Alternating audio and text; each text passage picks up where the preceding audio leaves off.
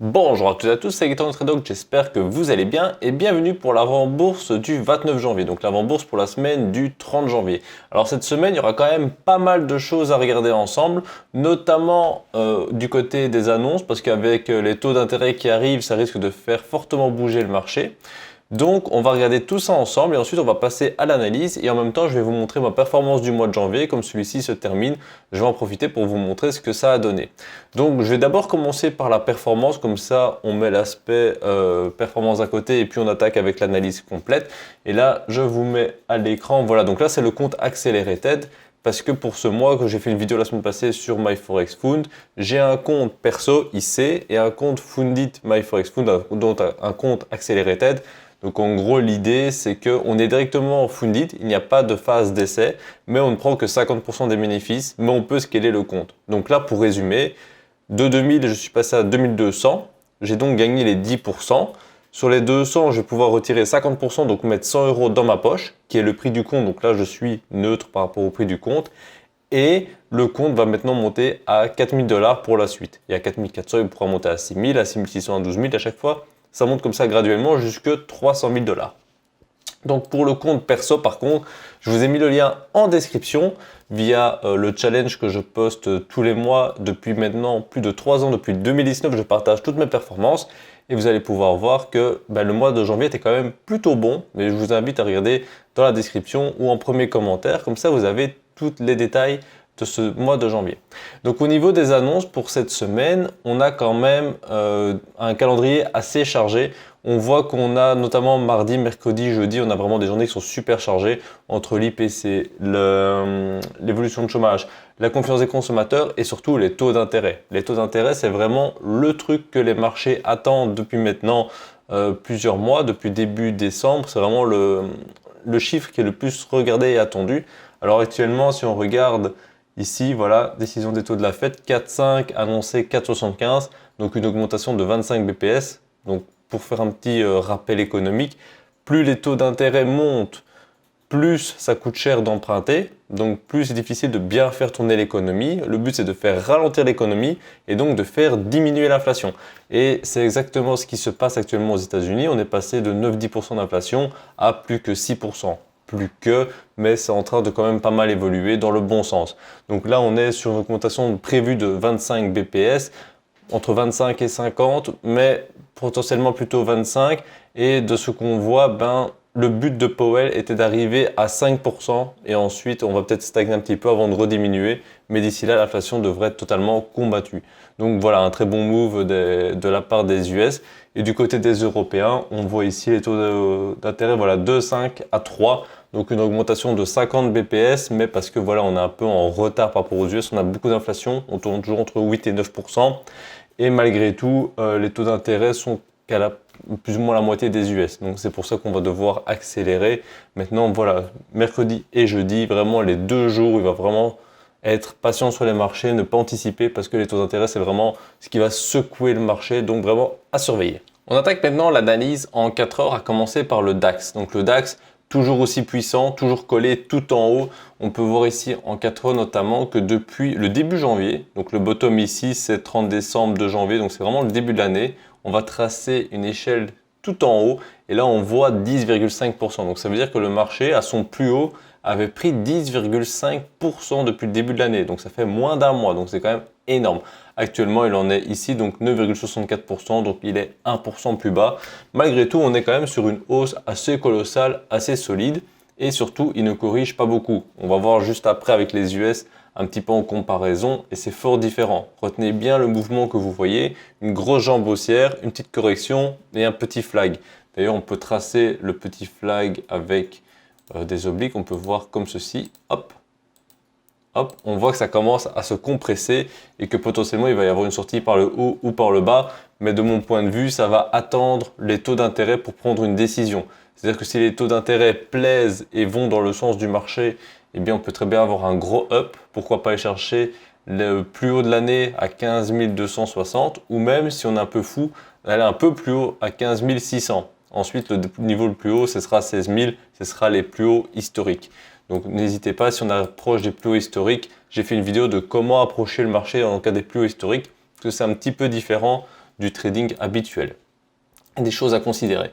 Donc ici pour cette semaine, franchement le plan c'est on va suivre le range, on va effacer les obliques, on va estimer qu'on a un range entre 14 900 et 15 100, 200, on estime qu'on a un gros range et on va partir dans l'idée que le range sera cassé et confirmé lorsqu'il y aura l'annonce. Si on regarde en dessous les volumes, on voit que les volumes sont plutôt stables, il y a eu des pics de volume pendant la montée et ensuite ça s'est stabilisé vers le bas.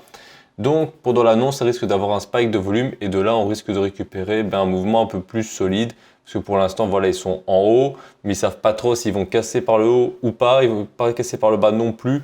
Pour reprendre des achats maintenant, pour le long terme en tout cas, c'est très compliqué parce qu'on est quand même plus qu'à 4, 5, 6% des plus hauts historiques donc c'est un peu compliqué d'acheter à ce moment-ci. Donc à voir un petit peu, j'ai tracé un Fibonacci, on voit que on a été chercher les 23% de correction, pardon, mais ce serait intéressant d'aller chercher les 38, 50 ou 61. Les 61 étant vraiment très bien situés sur 14 300 afin d'avoir une vague de correction avant de reprendre de façon plus saine la montée. Donc mon plan pour le DAX, pour bien résumer, c'est si l'annonce est mauvaise, chercher des shorts sous les 900. Si l'annonce est bonne, chercher des achats au-dessus des 270-300. Alors pourquoi ne pas déjà commencer à se positionner maintenant à l'intérieur du range? Parce qu'on est plus en mode casino. C'est-à-dire qu'à l'intérieur du range, on ne sait pas encore si ça va partir vers le haut ou vers le bas. Donc c'est pour ça qu'il vaut mieux se concentrer sur les acquis. Et si on casse par le haut, pullback et qu'on continue, on aura un acquis de hausse. Et si on casse par le bas, descendre, pullback, on aura un acquis de chute. Qu'entre les deux, on peut éventuellement prendre des petits scalps, des petits day trades pour aller chercher le mid-range, le haut-range, faire du trading de canal par rapport au mouvement qu'on a vu juste avant. Mais ne pas anticiper la cassure en haut ou en bas parce que ça risque de coûter bien cher. Donc ça c'est mon plan pour le DAX et on va maintenant passer sur le dos qui lui est bien différent. Vous allez voir tout de suite la tête du marché, voilà. Directement on voit que c'est fortement différent. Je vais effacer quelques lignes pour qu'on voit un peu plus clair sur le graphique. Mais directement on voit qu'ici on a la vague de début janvier, on a une vague haussière mais ça corrige quasiment tout et ça commence à repartir. Donc au plus haut il était à plus 4,77%.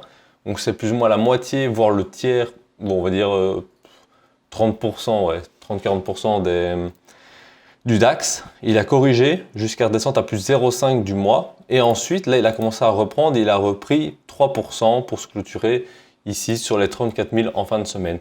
Donc l'analyse va être fortement similaire à celle du DAX. C'est-à-dire qu'on a un mouvement pour l'instant d'hésitation, de range, hein, si on dézoome un petit peu. C'est plutôt clair, on a une boîte ici en haut, je la dessine à l'écran, une boîte là et une boîte là. On voit que le marché évolue de boîte en boîte. D'abord il est en haut, puis il est en bas, puis il recasse en haut, il tente une cassure et intégration et il retourne dans la dernière boîte. Pour moi, tout va se jouer au moment de l'annonce. Les taux d'intérêt vont vraiment secouer le marché et donner la prochaine direction. Donc mon plan c'est très simple. Si on casse vers 34 800, 35 000, achat. Si on part à contrario en bas, sous les 33 400 dans un premier temps, on peut commencer à pré-shorter, surtout si c'est avant l'annonce. Je dis pré-shorter parce que ça peut très bien corriger, puis à l'annonce, to the moon. Donc là, il faut faire attention. Dans ce cas-là, le cas rouge dessiné à l'écran, il faudra faire attention.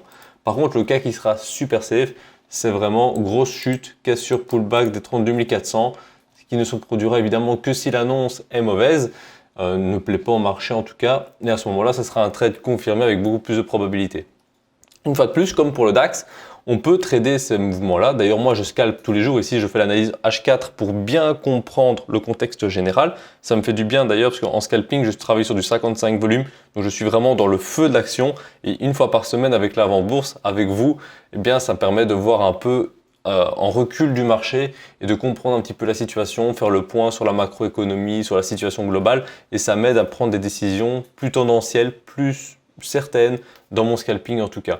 Donc là vraiment je vais trader entre les deux bornes, clairement. Je vais prendre des scalps, mais sur les niveaux établis en H4, voire en H1 ou en M15. Et comme ça, mes scalps ils seront vraiment super safe. Alors quand je dis scalp, mes trades ils se font sur le 55 volume uniquement, avec un appui sur le M5 au moment de l'analyse. Et les trades durent en moyenne 30 secondes, 1 minute, 2 minutes maximum. Ici, le H4, comme je dis avant, c'est vraiment pour avoir une vision globale du marché et de bien comprendre la situation. Parce que si je suis dans le sens du H4 et que je prends des trades en plus dans un sens M5 qui sont dans le même sens que le H4 et que tous les astres sont alignés, ma probabilité de réussite est évidemment bien plus élevée.